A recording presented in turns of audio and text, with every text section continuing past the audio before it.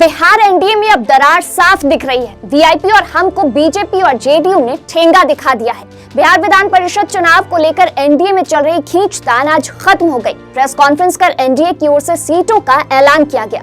विधान परिषद की 24 सीटों पर चुनाव होना है। इसको लेकर दोनों पार्टियों के बीच तनातनी चल रही थी, लेकिन आज 24 सीटों के लिए होने वाले बिहार विधान परिषद चुनाव के लिए एनडीए ने अपने सीटों का ऐलान कर दिया है। एमएलसी चुनाव में भाजपा 12, जेडीयू 11 तो वहीं लोक जनशक्ति पार्टी पारस गुट एक सीट पर चुनाव लड़ेगी।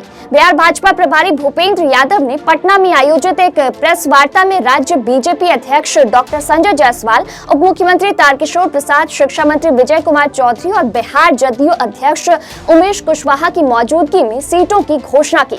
आपको बता दें कि बीजेपी रोहतास, औरंगाबाद, सारण, सिवान, दरभंगा, पूर्वी चंपारण, किशनगंज, कटिहार, सहरसा, गोपालगंज, बेगूसराय और समस्तीपुर से अपने प्रत्याशी उतार रही है।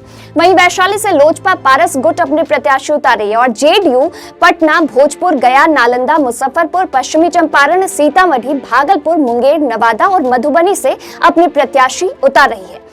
हमारी माननीय मुख्यमंत्री श्री नीतीश कुमार जी से वार्ता हुई और आने वाले समय विधान परिषद के चुनाव में दोनों दल मिलकर के चुनाव लड़ेंगे। आने वाले समय में विधान परिषद की 24 सीटों का चुनाव होने वाला है। 13 सीटों पर भारतीय जनता पार्टी और उसमें से एक सीट भारतीय जनता पार्टी लोक जनशक्ति पार्टी, जिसके अध्यक्ष श्री पशुपति पारस जी हैं। पशुपति पारस जी की लोक जनशक्ति पार्टी को एक सीट देंगे।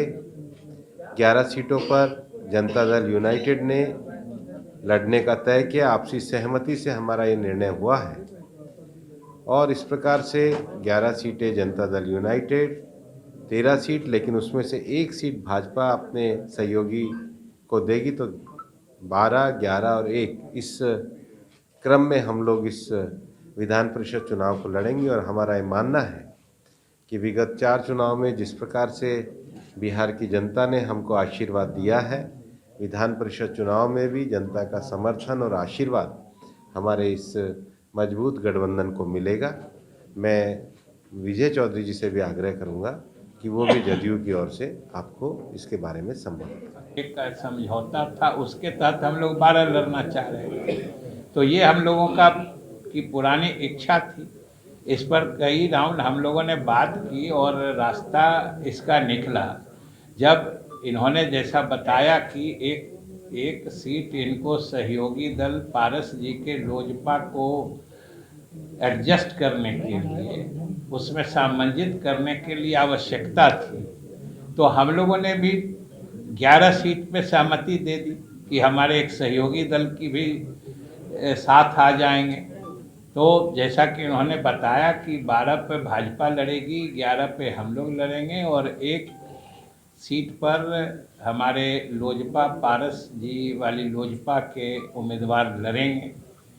तो इस तरीके से ये समझिए कि एक बहुत ही अच्छा आपसी समझदारी का और बड़ा ही मजबूत निर्णय है। इससे कई तरह की भ्रांतियां भी दूर होगी और आप लोगों के भी जो कयास चल रहे थे, ये उस पर भी एक तरह से आज से विराम लगेगा। और हम आपको आज कम से कम अपने 11 सीट बता देना चाहते हैं। ये भी क्लियरिटी ही आ जाएगी आप लोगों को, कोई फिर दुविधा नहीं रहेगी कि 11 सीट जो जदयू का हम लोग लड़ेंगे वो आपको बता देते हैं। शेष 13 इनको लड़ना है, उसमें से एक जो सीट अपने उनको देंगे ये दे देंगे। तो इस वीडियो में इतना ही है और ऐसे ही और खबरों के लिए इनसाइडर लाइव को सब्सक्राइब कर लें। ये वीडियो अगर आप फेसबुक पर देख रहे हैं तो हमारे फेसबुक पेज को लाइक, फॉलो करके वीडियो को शेयर जरूर करें।